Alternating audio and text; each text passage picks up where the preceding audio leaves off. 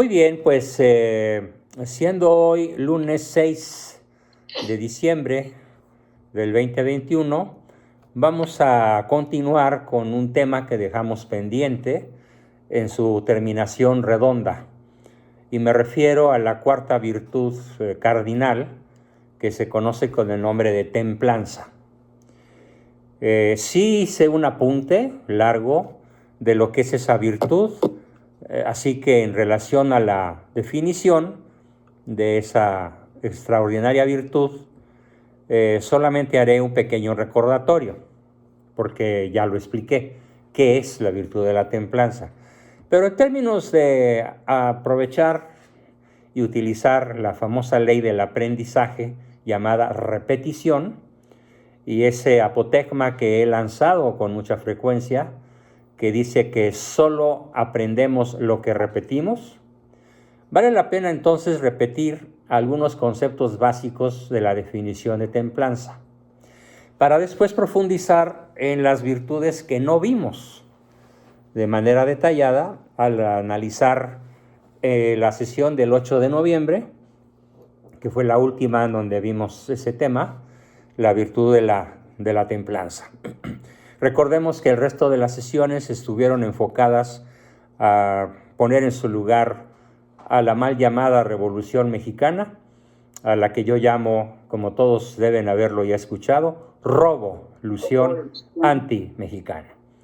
Bien, entonces, en términos de de repaso, vamos a decir lo siguiente. Hay que añadir a la definición de la virtud de la templanza lo siguiente, que todos los atributos de la virtud de la templanza y todos los buenos atributos del ser humano, del hombre con mayúscula, recordemos que no se dice hombres y mujeres, se dice el hombre, ¿sí? Provienen de cada una de las virtudes cardinales y están relacionadas mutuamente entre sí. Por lo tanto, introduciendo y repasando el tema, no puede haber un hombre, una persona, un ser humano verdaderamente prudente, ni auténticamente justo, ni realmente fuerte, si no posee a sí mismo la virtud de la templanza.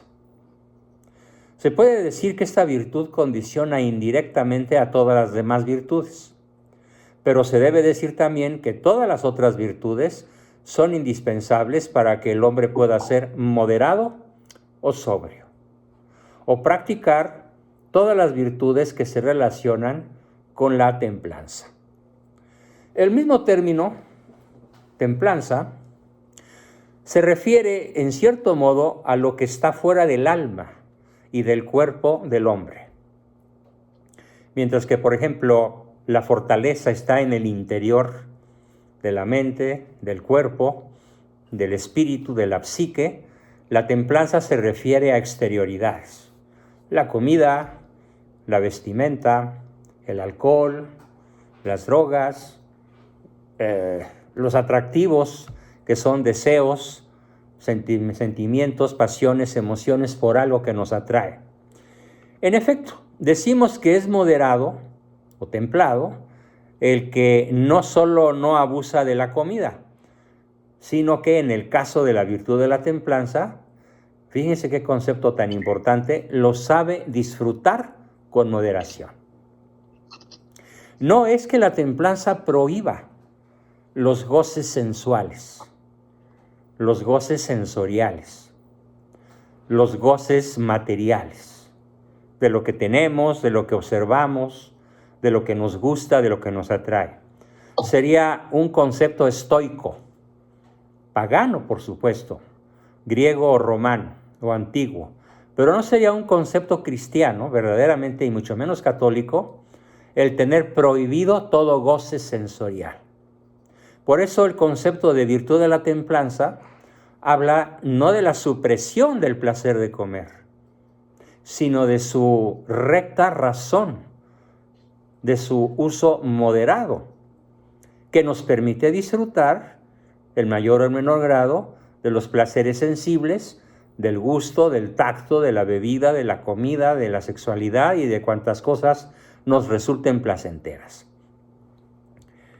El que no toma bebidas inmoderadamente, el que no enajena la propia conciencia por el uso de estupefacientes, es moderado, es templado. Pero también, fíjense qué interesantísimo esto, el que no se exhibe físicamente de modo procaz, ¿sí?, llamativo o impúdico, y que evita llamar la atención, que se dispara como efecto natural de las hormonas sexuales, ¿sí? Digamos, ese dicho que circula por ahí un tanto gracioso, en donde neurona controla hormona, y no al revés, en donde la hormona controla y aniquila la neurona. Esta referencia a elementos externos al hombre, a la persona, tiene como base aquello que Freud llamaba el superego, el superyo, esa especie de conciencia crítica que cada uno de nosotros tiene y que controla cuando eres normal, incluso cuando eres virtuoso, no solamente normal, sino virtuoso, un yo inferior, al que Freud, y lo dijo bien, llamó el ello, el eso, el ello, en donde caben todas las pasiones desgobernadas, los impulsos feroces, la agresividad, la ira, la cólera destemplada, donde cabe el deseo desgobernado por los placeres sensuales. Leía yo al preparar este artículo que les estoy compartiendo hoy, porque lo escribí antes de compartírselos, que aquel señor famosísimo, Jeffrey Epstein, aquel que fue muy convenientemente suicidado en una cárcel de Nueva York y que tenía una isla dedicada a los placeres de todos tipos, en donde era visitado por todas las estrellas deportivas, políticas, de la farándula, grandes políticos, donde incluso fue visto lo mismo Clinton, que la Hillary, que en fin, la casta gobernante de diferentes países de la Tierra. Él decía que tenía necesidad de fornicar 3 veces al día y que si no lo hacía se sentía como si no hubiera comido, como si no estuviera respirando, como si no estuviera bebiendo. Evidentemente eso se trata de un caso patológico, de una psicopatía psicosexual brutal, pero debe haber personas que sin llegar a esos extremos sientan una necesidad inaplazable por cualquiera de los placeres corporales, ¿sí? Y en este caso no estamos hablando, por ejemplo, de la soberbia que brota del interior del espíritu. Estamos hablando de las cosas que entran por la mirada, por el gusto, por el tacto, por el oído, por la sinestesia, y que por lo tanto vienen del exterior. Entonces, en nuestro yo inferior, el ello, viene expresado nuestro cuerpo y todo lo que le pertenece.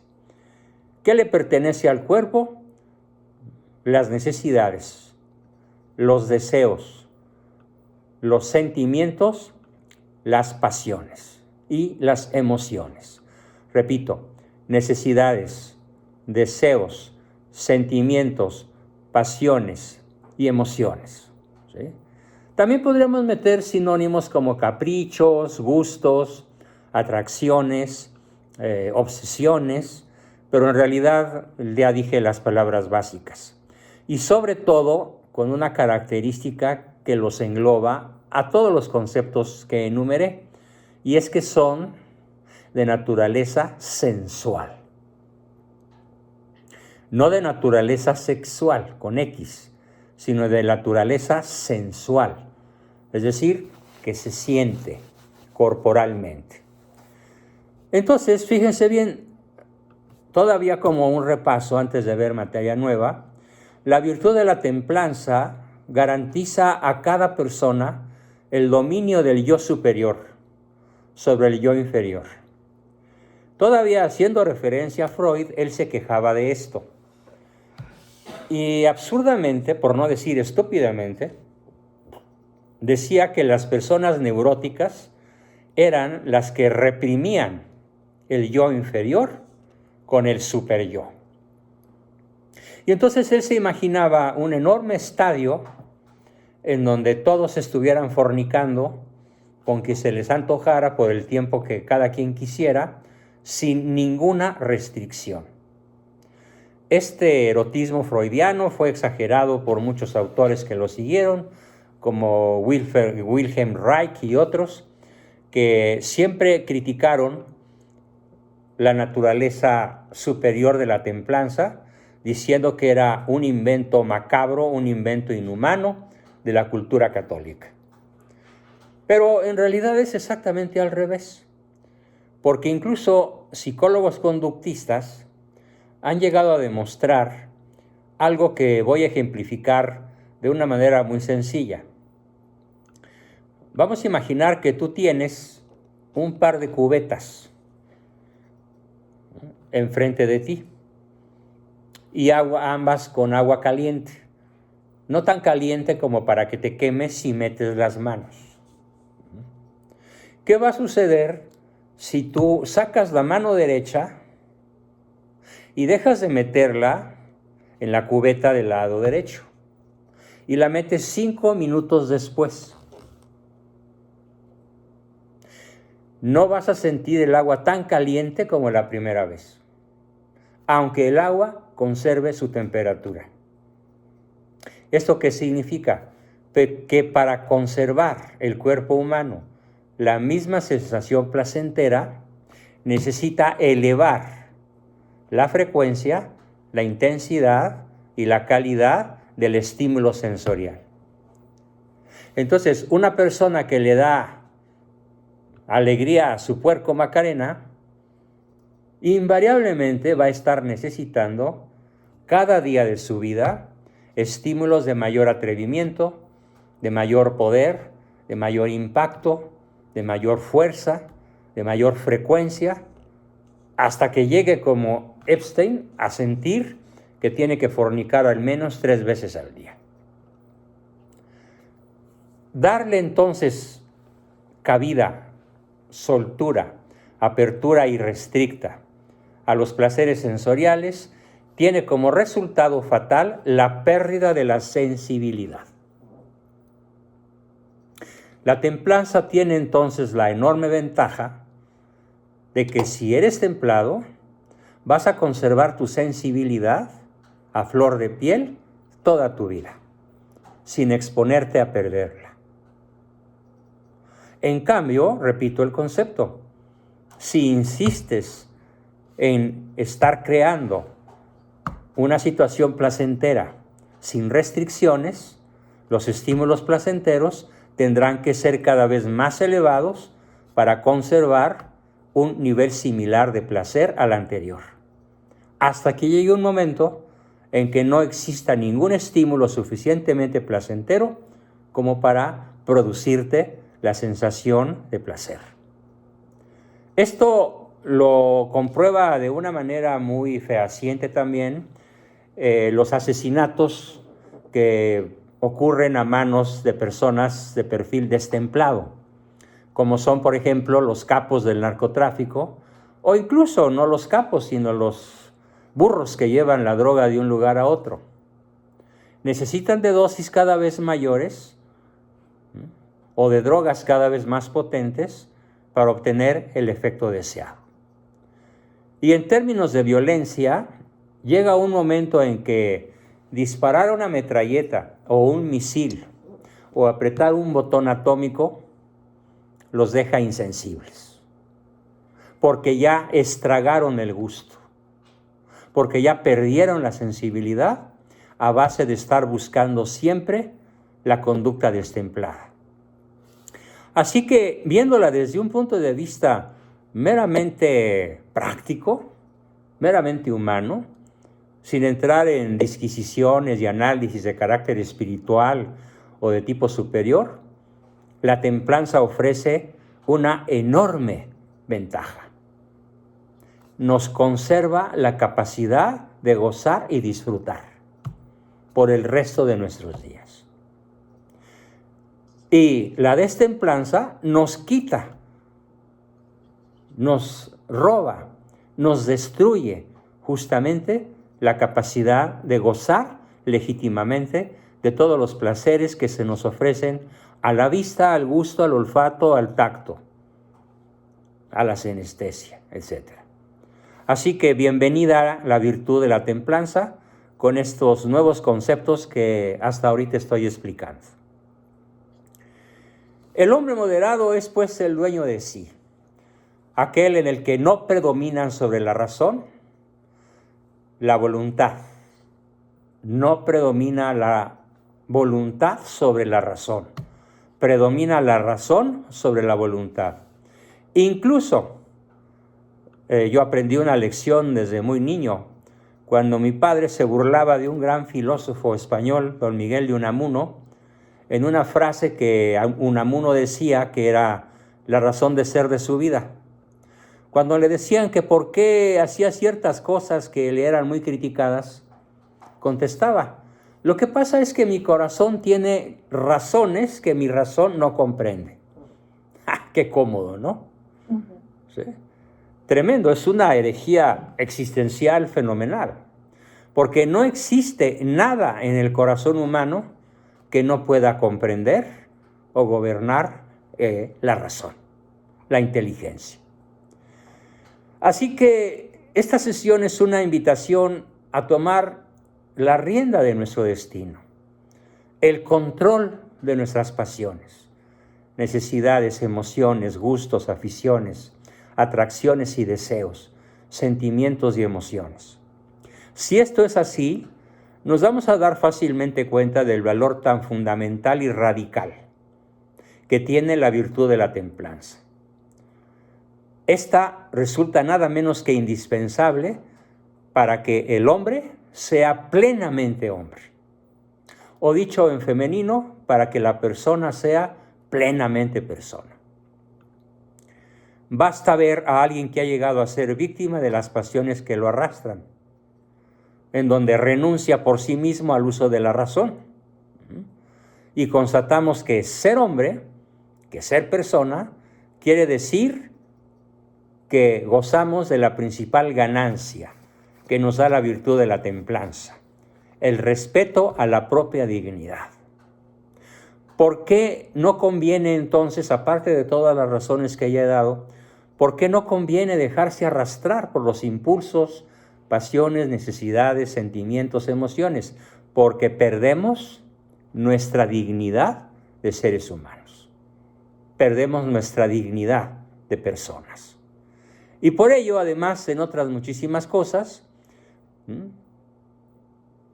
y muchas ganancias secundarias de las que siempre he manejado, nos conviene dejarnos guiar por la virtud de la templanza. A esta virtud, muchos autores también la llaman la virtud de la sobriedad. Incluso se dice en cosas, bueno, no se dice fulano de tal viste de una manera templada. No, se dice fulano de tal o fulana de tal viste de una manera sobria. Y de hecho la elegancia, para ser realmente elegancia, y esto lo defienden grandes modistos y grandes especialistas en el asunto, la verdadera elegancia tiene la distinción suprema de la sobriedad. De tal manera que cuando una persona deja de ser sobria, pues también pierde la elegancia. La elegancia no se cuelga hasta el molcajete, ¿no? Y no exagera con la pintura de los colores en la cara, en los labios, en los ojos o quién sabe dónde más. La verdadera elegancia, pues, es sobria. Entonces, en el arte de vestir con elegancia, la sobriedad tiene una preponderancia innegable. Y también aplica a la bebida y a la comida. ¿Sí? Es más fácil que nos entiendan cuando hablamos de una comida sobria o de una persona sobria en su manera de beber que una persona templada. Aunque aquí tenemos que aclarar que son sinónimos perfectos. Es verdaderamente acertado entonces cultivar y vivir con alegría la sobriedad en todo lo que hacemos. En efecto, para poder dominar las propias pasiones, para poder dominar la concupiscencia de la carne, las explosiones de la sensualidad,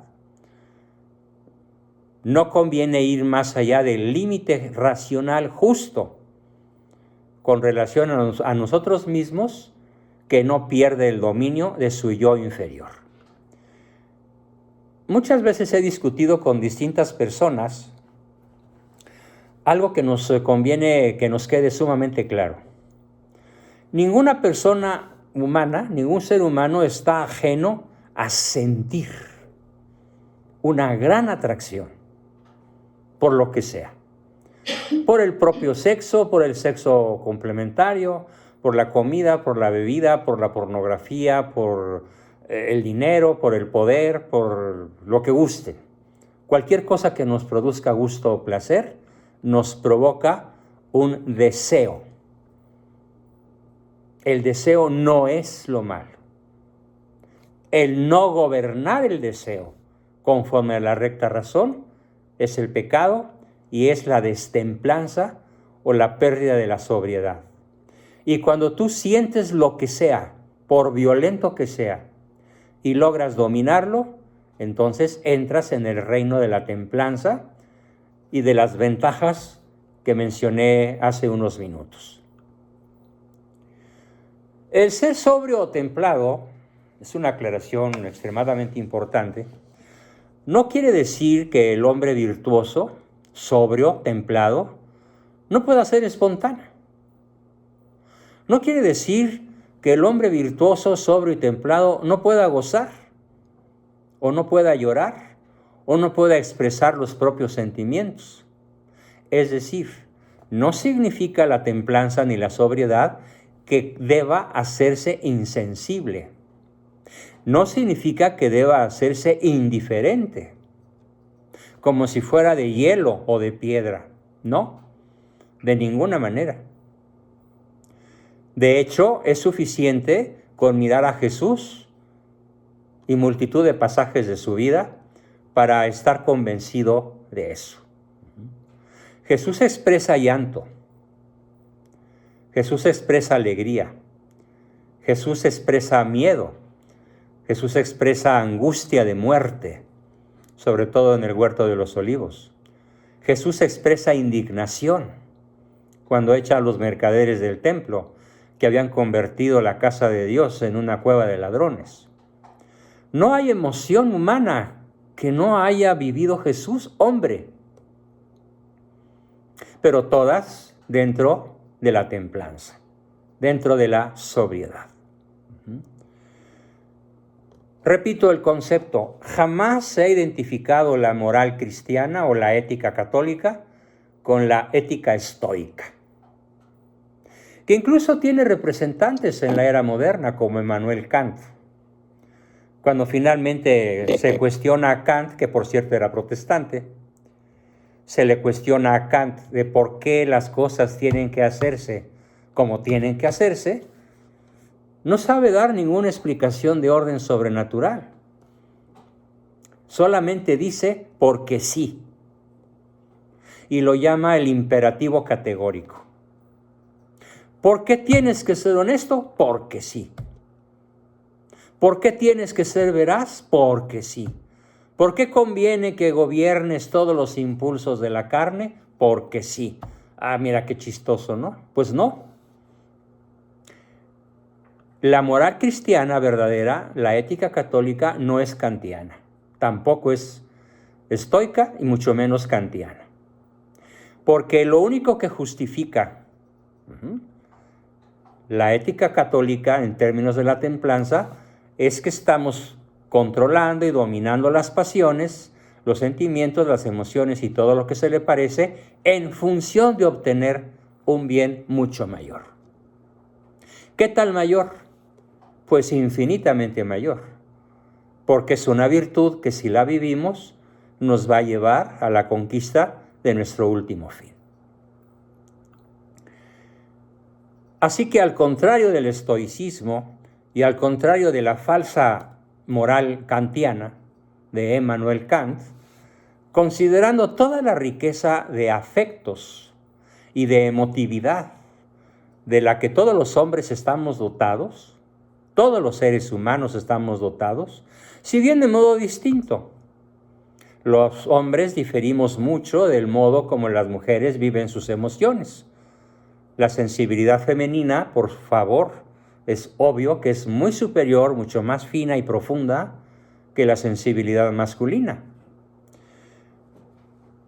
A causa de la propia sensibilidad, hay que reconocer que el hombre no puede alcanzar esa espontaneidad madura si no es a través de un laboratorio tremendamente esforzado sobre sí mismo y de una vigilancia constante, sobre todo en cuanto a su comportamiento, para evitar los excesos sensoriales. En esto consiste entonces la virtud de la sobriedad, en evitar intencionalmente y de modo habitual las exigencias de los órganos de los sentidos. Esta virtud exige también de cada uno de nosotros una humildad específica con relación a los dones que Dios ha puesto en nuestra naturaleza humana. Yo diría que se llama la humildad del cuerpo y la humildad del corazón. Esta humildad es condición indispensable, imprescindible, para lograr la armonía interior con uno mismo, para lograr la belleza interior en el propio interior. Reflexionemos bien todos juntos, todos nosotros, y en particular exhortemos a nuestros jóvenes y niños, y más aún a las jóvenes mujeres, y también ya ahora muchísimamente a los varones que andan por ahí de metrosexuales. Exhortémonos que lo más importante no es ser hermosos o hermosas por fuera, sino sobre todo interiormente.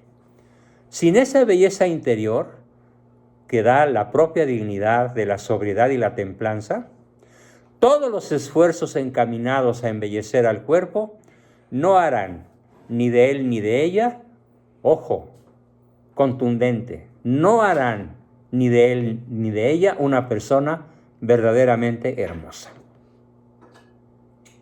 Sin esa belleza interior que solo da los esfuerzos encaminados al dominio del cuerpo, ni él ni ella alcanzarán a ser verdaderamente hermosos.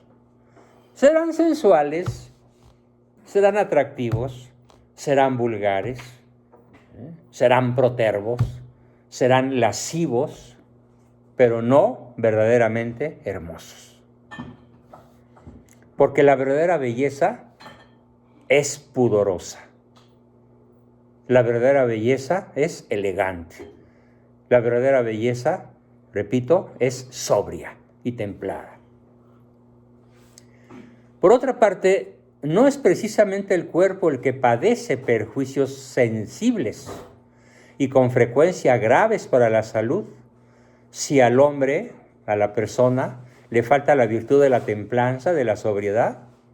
A este propósito, pues vámonos a referir que en esos momentos, desde hace ya varios años, posiblemente desde 1968, en el Festival de Woodstock, allá en los Estados Unidos, ha venido a ser el negocio más importante de la Tierra, no el oro, no los diamantes, no el petróleo,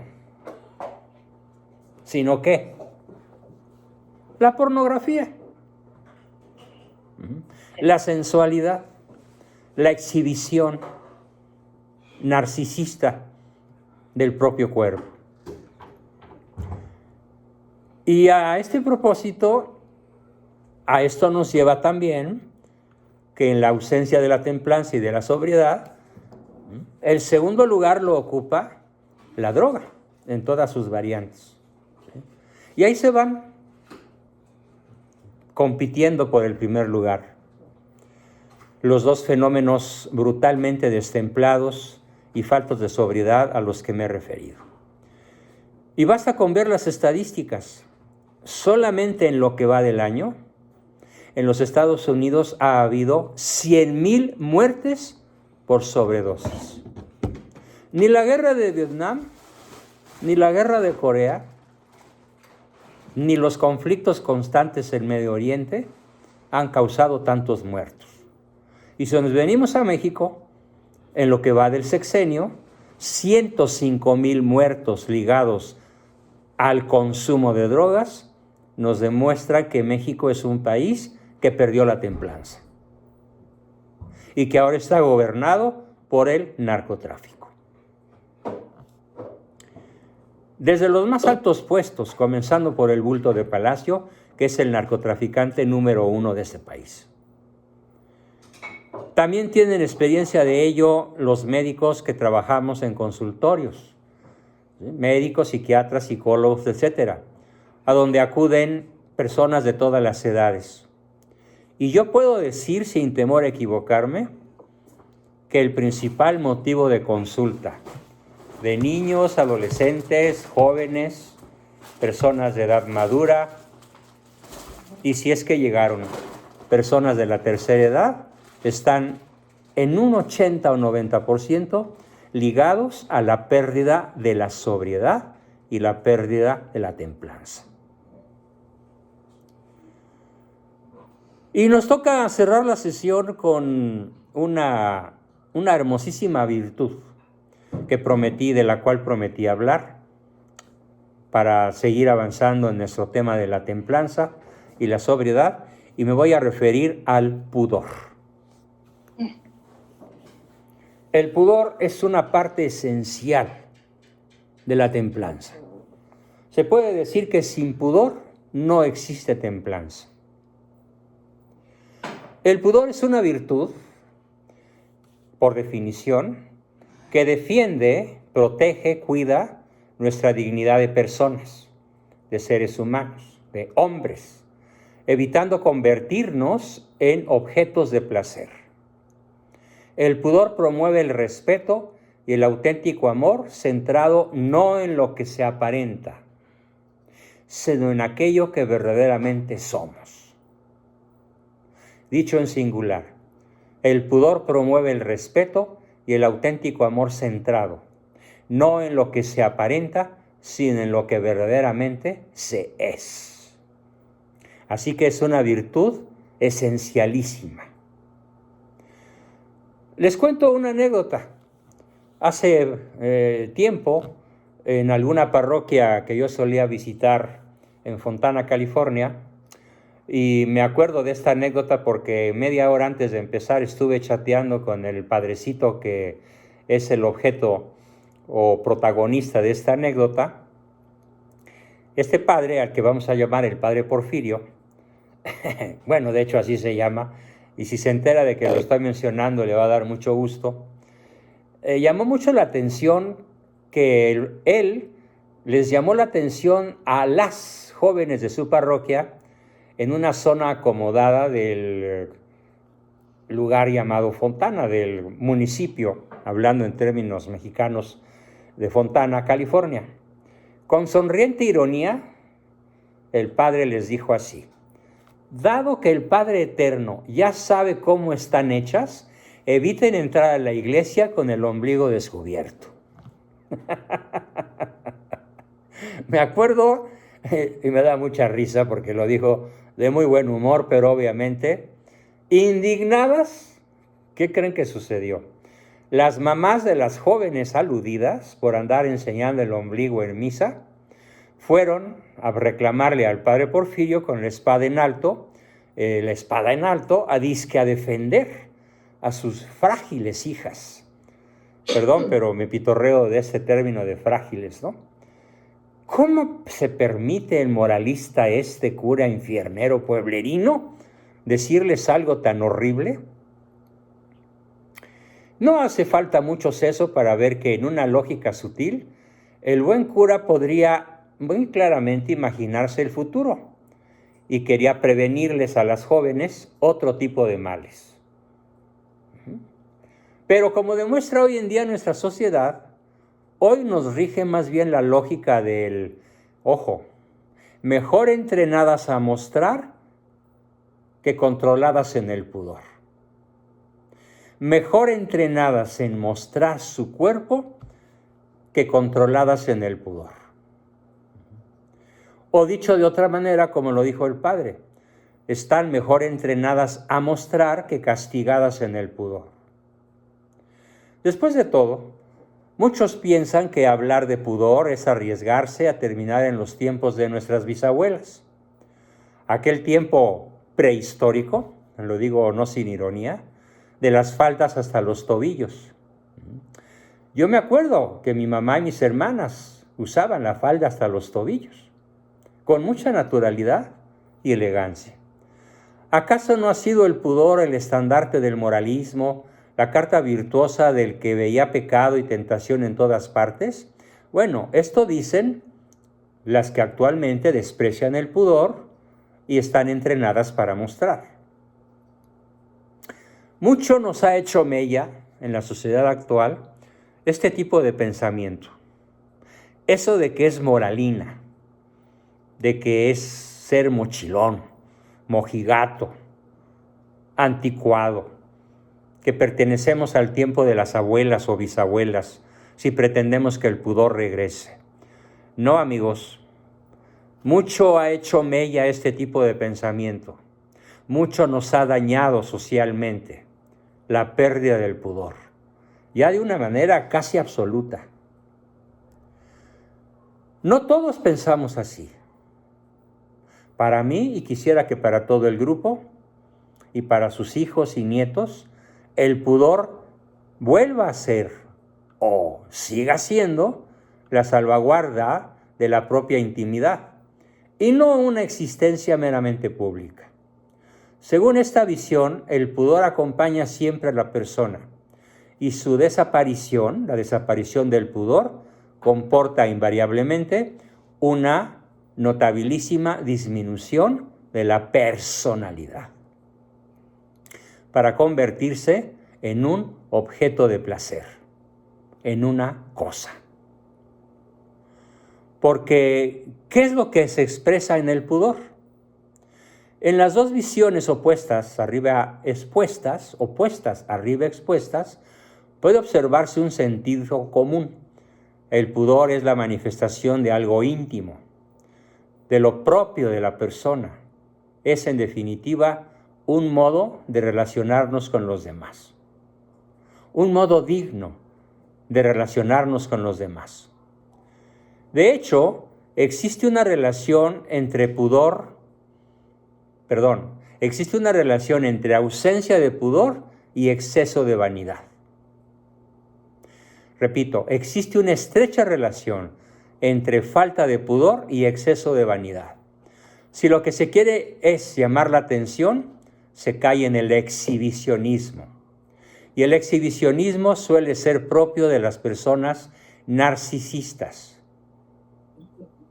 El exhibicionismo suele ser propio de las personas narcisistas. Y las personas narcisistas están muy cerca o están prisioneras de neurosis y psicosis muy severas, que les van a causar terribles destrozos a lo largo de su vida, precisamente por su exhibicionismo ligado a su falta de pudor. Y repito el concepto, la persona impúdica se convierte en un mero objeto para llamar la atención, se cosifica, y con esta cosificación estropea toda relación, porque también los que se sienten atraídos por el exhibicionismo se degradan. Recuerdo mucho lo que dijo una vez una modelo estadounidense, no me acuerdo de su nombre, en una conferencia que ella dio a adolescentes sobre castidad. Y ella era una modelo, pero practicaba el pudor y la elegancia y la sobriedad. Cuando leí el pasaje evangélico sobre el escándalo causado a los demás, me di cuenta de que nunca más debería vestirme yo de una manera en la que pudiera llegar a ser ocasión de pecado para los demás. Una modelo estadounidense, joven, y guapa. Lástima que no recuerdo su nombre, pero por ahí anda seguramente en la red. En efecto, el impudor hace que los seres humanos, evitando la comunión de la piel, dejen fuera su inteligencia. El pudor deja fuera la inteligencia, deja fuera el sentimiento de autoestima y deja fuera el sentido de la responsabilidad para detenerse en el umbral de una banal superficialidad pasajera, en donde nadie puede ser tomado en serio. Perdón, ¿se refiere al pudor o a la falta de pudor? Me refiero, repito el párrafo, en efecto, el impudor hace que los seres humanos, evitando la comunión de la piel, dejen fuera su inteligencia, su sentimiento y su responsabilidad, deteniéndose en el umbral de una banal y muy perjudicial superficialidad. Dicho de otra manera, una persona impúdica, sobre todo si es mujer, difícilmente, más bien imposiblemente, va a tener relaciones duraderas, duraciones perdurables, relaciones en donde haya un amor para toda la vida y sobre todo bajo el sacramento del matrimonio. Creo que es obvio que esto es un riesgo real, el andar como las mariposas de flor en flor. Da testimonio de ello, de este tremendo riesgo, una sociedad que celebra cada día el nacimiento de nuevas familias que terminan después de un espacio que duró solo un instante. Por esa razón hay muchísimos más divorcios que matrimonios, muchísimo más no hijos que hijos. Europa ya entró sobre todo, y los Estados Unidos también, aunque en segundo lugar después de Europa, en lo que se llama invierno demográfico. ¿Por qué? Porque las chicas exhibicionistas, las chicas impúdicas, quieren mostrar, pero no quieren que las curvas caigan en el heroico ejercicio de la maternidad, ni por amamantamiento, ni por estar embarazadas. Así que la inmensa mayoría de las mujeres actuales, y en buena medida muchos hombres también, se detienen tristemente solo en la búsqueda del reclamo exterior, de lo exterior, de cómo es externamente el otro, pero incapacitándolos, a ellos y a ellas, a conocer la identidad verdadera de la pareja que uno ha escogido. Buscan amar, ni duda cabe, pero se equivocan en el camino. Sin un conocimiento real y profundo de la personalidad del otro, fuera del ámbito meramente fisiológico, meramente anatómico, es imposible poder llegar posteriormente en el matrimonio a una compenetración de auténtico amor. Porque en cuanto a él o a ella les crezcan las llantitas y se caigan las curvas y aparezcan las arrugas y las estrías, adiós con la relación. Precisamente porque el pudor no sabe valorar los valores interiores de la persona.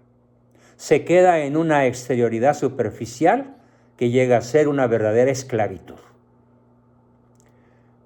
Díganlo, si no, ese altísimo porcentaje de chicas de la Universidad Iberoamericana, y me consta porque estuve presente en el asunto, que obligaron a los directores de mantenimiento de la Universidad Iberoamericana, que está por ahí por Santa Fe, a cambiar todas las tuberías de los baños de mujeres, porque las tuberías de cobre se corroyeron con los jugos gástricos de las chicas que iban a vomitar para conservar la línea.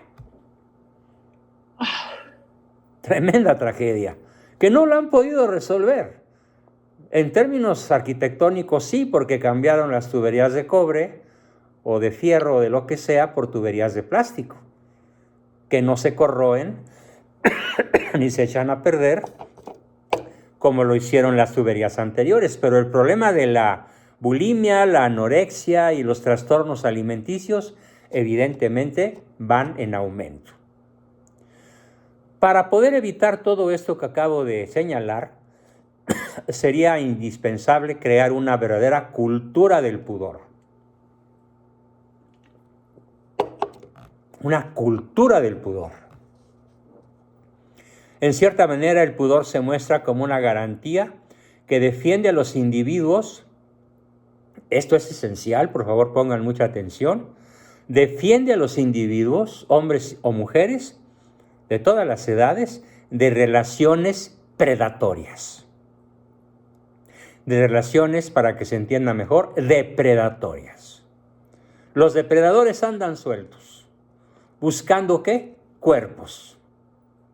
Cuerpos impúdicos, cuerpos llamativos, cuerpos entre comillas perfectos, para hoy te prometo amor eterno, un amor eterno que no durará muchas veces más de un fin de semana. Y muchísimas veces un acostón de un ratito. Cultivar como cultura aquello a lo que le rendimos culto y aquello que cultivamos. Cultivar la cultura del pudor es evitar ofrecerse corporalmente para esperar la donación completa a quien ha aprendido a estimarte y a quererte verdaderamente. El impudor evita el verdadero ofrecimiento de la persona. El impudor evita la donación completa. Y la falta de pudor impide al otro estimarte como persona y a amarte verdaderamente. Esto no coincide solo con los cánones meramente estéticos o de convivencia, sino que genera que la estima, la autoestima, crecida en el profundo conocimiento de sí mismo y en el respeto recíproco de varón y hembra, de hombre y mujer, a su propia naturaleza, sea la tónica de la relación. El respeto a lo íntimo, el respeto a la personalidad que cultiva el pudor es lo que en gran medida puede conservar una relación perpetua.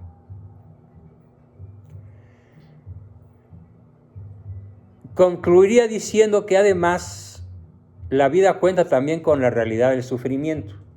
La pobreza, la enfermedad, el envejecimiento y la muerte misma. Solo aquel que ha aprendido el sentido del pudor podrá entender la suprema belleza y la suprema dignidad de un cuerpo lacerado, de un cuerpo empobrecido, de un cuerpo enfermado, de un cuerpo que sufre los estragos del envejecimiento y de la muerte misma. Solo el que ha aprendido el sentido del pudor puede amar a un marido o a una esposa que, vistos desde el punto de vista de la estética, ya no tiene ningún atractivo. ¿Por qué? Porque estamos decrépitos. Decrepitud de la que nadie podrá escapar, porque es naturaleza humana sometida a los efectos del pecado original. Pero el que ama el pudor sabe encontrar la belleza en un par de ojitos que apenas se asoman detrás de una pequeña rendija que se abre entre un par de párpados marchitos. Solamente una persona que comprende el pudor puede amar las palabras que se farfullan con una garganta que ya apenas puede articular palabra. Solamente las personas que amamos el pudor podemos amar a una persona que apenas camina encorvada o está en una silla de ruedas. Es una suprema belleza la que se descubre cuando miramos al otro con los ojos del pudor. Pudor que además esa persona ha sabido cultivar en sí misma y para los demás. Así que el pudor conviene pues que sea una vigilancia innata, que nos protege de las miradas sin amor verdadero. De esta manera también tutelamos, cuidamos nuestras ideas y convicciones morales y religiosas para no dar pasto a quien no nos conoce o no nos respeta. El pudor es un baluarte importantísimo, no una intimidad vendida en el altar de la exhibición, como si manifestar la propia intimidad fuese automáticamente la garantía de ser amados. Serás transitoriamente deseado, transitoriamente deseada, pero no amado, jamás amado. Uno de los mejores resúmenes de lo dicho hasta ahora lo encuentro en la afirmación de que en una película le dice una supuesta actriz de películas porno a su enamorado cuando éste descubre su oficio poco decoroso. O sea, él no sabía que ella era una actriz porno.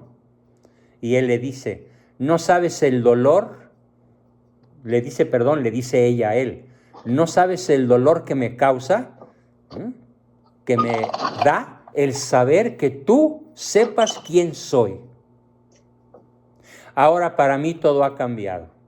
Y sentencia con una de esas frases dignas de ser mostradas en todas las pasarelas del mundo. Me gustaba cómo me mirabas antes de que tú supieras que yo soy una actriz porno. De ser una persona, he pasado a ser una cosa para ti. Qué tristeza me da y me dan ganas de morir. De esta sensación brutal nos guarda el pudor. Así que concluyo con 4 líneas. Es necesario, es indispensable presentarnos ante el mundo como personas y no como cosas, porque me estoy guardando para alguien que de verdad me va a amar, porque en definitiva, quien bien me ama, me mirará siempre bien. Con todo y mis canas, mis arrugas, mis curvas caídas, mis músculos con artrosis degenerativa o mi cuerpo a punto de fenecer, mirará en mí el supremo don de la dignidad que nos hace hijos de Dios. Hasta aquí mi exposición del día de hoy y como siempre entonces comenzamos ahora con sus aportaciones, preguntas, comentarios y todo lo que nos quieran decir. Adelante, por favor.